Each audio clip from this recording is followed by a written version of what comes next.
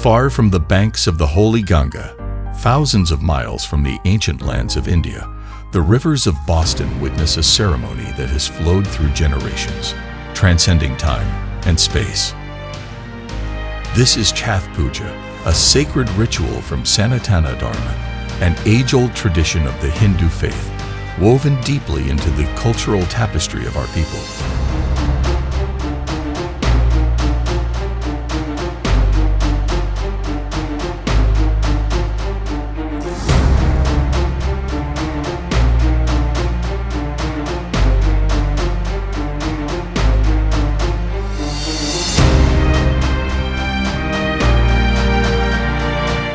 It is a testament to an unbroken spiritual lineage, a gift that has been passed from grandmothers to mothers, from fathers to sons, over countless lifetimes.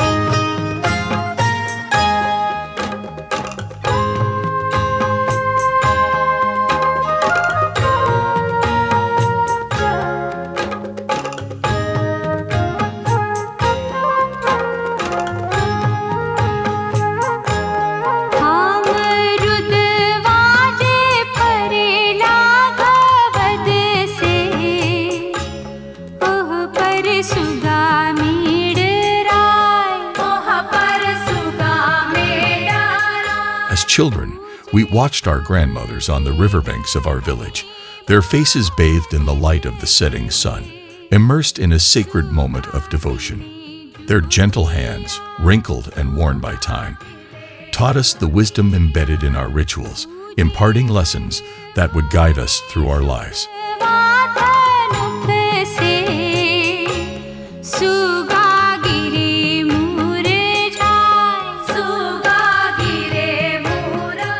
Now, here in Boston, we honor that inheritance.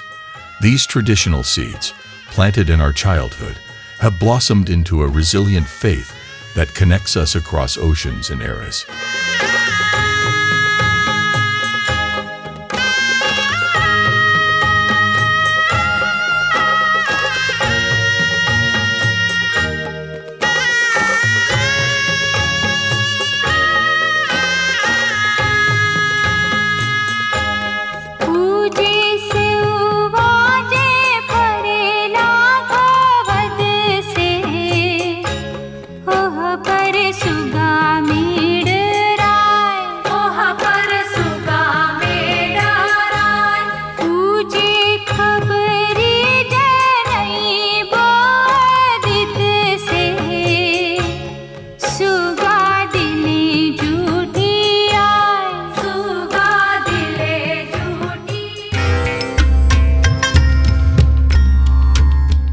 Kath Puja is not just a festival.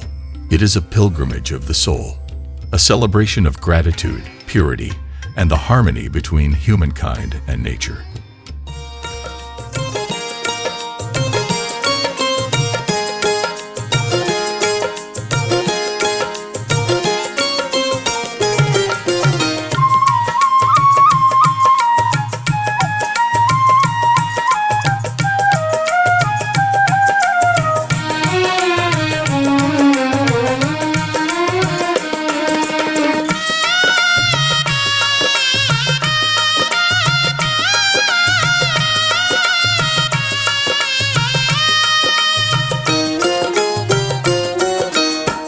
केलवा के पात पर उगेलन सूरज मल झाके झुके।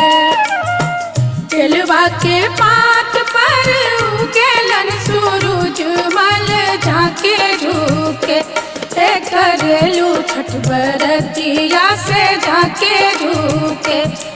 करेलू छठ बरतिया से झाके झुके।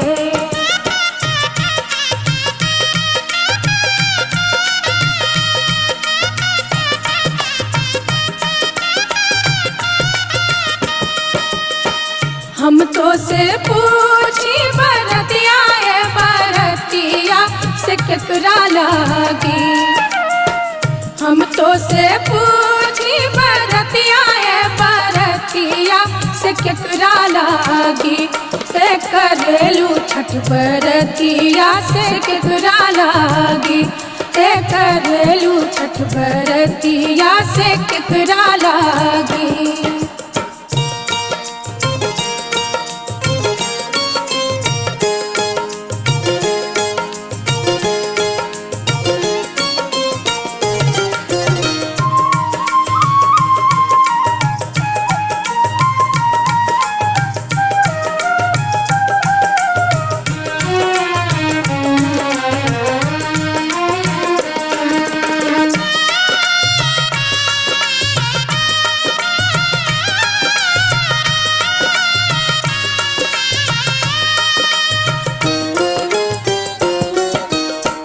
हम रोजे बेटवा कवने ऐसन बेटवा से उनके लागी। हम रोजे बेटवा कवने ऐसन बेटवा से उनके लागी। करेली छठ बरतिया से उनके लागी। करेली छठ बरतिया से उनके लागी।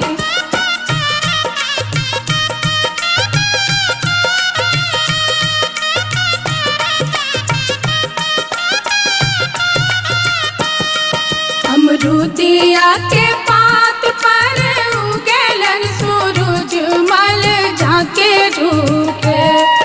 अमरूदिया के पात पर उगेलन सूरज मल झाके झुके। करेलू छठ बरतिया से झाके झुके। करेलू छठ बरतिया से झाके झुके।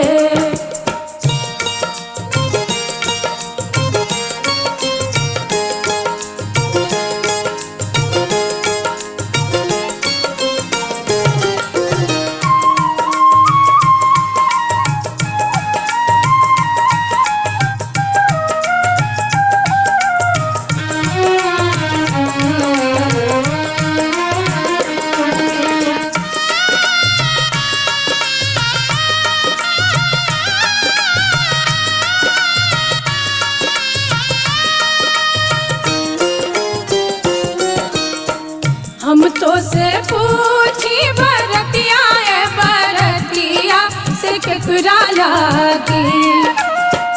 हम तो से पूछी बरतिया है बरतिया से केकरा लागी। करेलू छठ बरतिया से केकरा लागी। करेलू छठ बरतिया से केकरा लागी।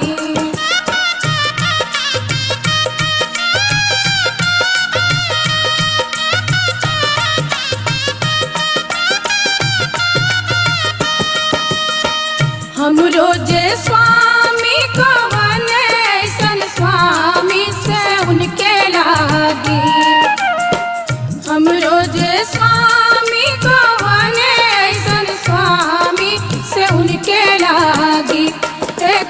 करेली छठ बरतिया से उनके लागी करेली छठ बरतिया।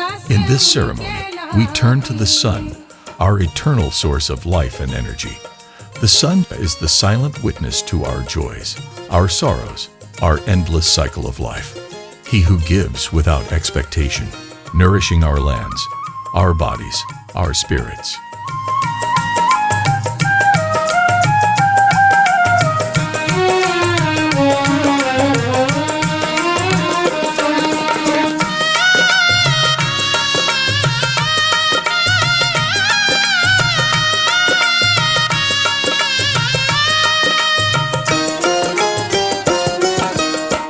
नारियर के पात पर उगेलन सूरज मल झाके झुके। नारियर के पात पर उगेलन सूरज मल झाके झुके। करेलू छठ बरतिया से झाके झुके करेलू छठ बरतिया। In reverence, we offer him our thanks. We honor Surya with humble offerings, as generations before us have done, knowing that in the light of the sun, we find hope, healing, and renewal. Ancient wisdom tells us that worshiping the sun can restore balance within us, bringing clarity to the mind, strength to the body, and peace to the soul. In his warmth, we feel the blessings of health, vitality, and harmony with all creation. करेलू छठ बरतिया से केकरा लागी करेलू छठ बरतिया से। This ritual is a practice of patience and discipline, a reminder of our duty to honor and protect the natural world. For it is here, in these waters, under this sky, that we reconnect with the fundamental truths of life, that all beings are interconnected, that every breath we take is part of a larger cycle of giving and receiving.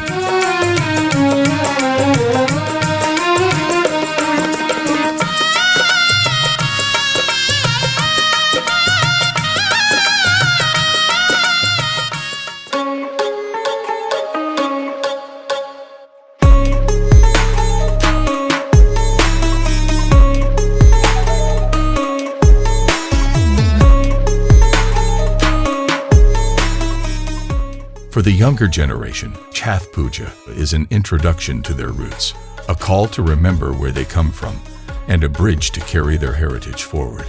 As they watch their parents and grandparents perform these rituals, the seeds of tradition are sown anew, ensuring that this eternal flame will continue to burn brightly in their hearts.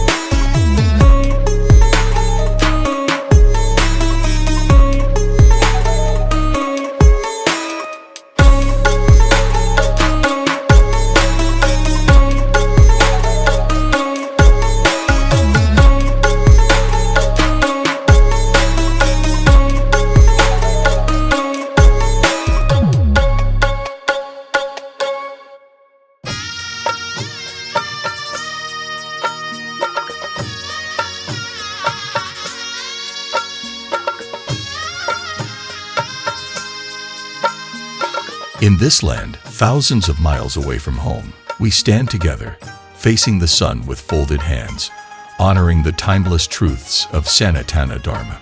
This is a ceremony of gratitude, a reminder that our faith transcends borders, that no matter where we are, we remain children of the same sun, rooted in the same eternal spirit.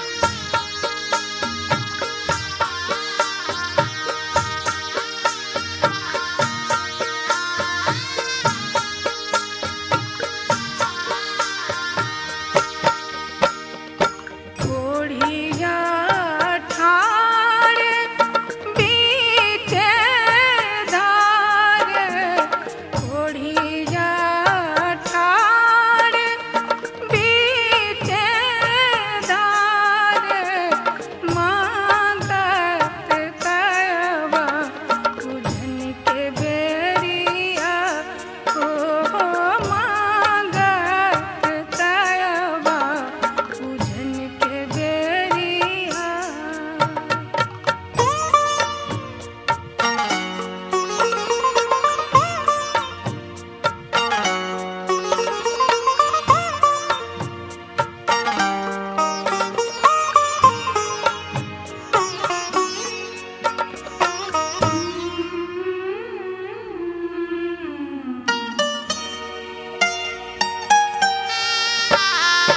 बाझिनी ठाड़ बीचे दार बाझिनी ठाड़ बीचे दार।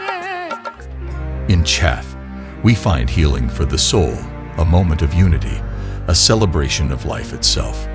It is here that we return to the source, to Surya, the giver of life, the eternal witness. And it is here, as always, that we are reminded of who we are and why we must keep these traditions alive, forever guided by the light.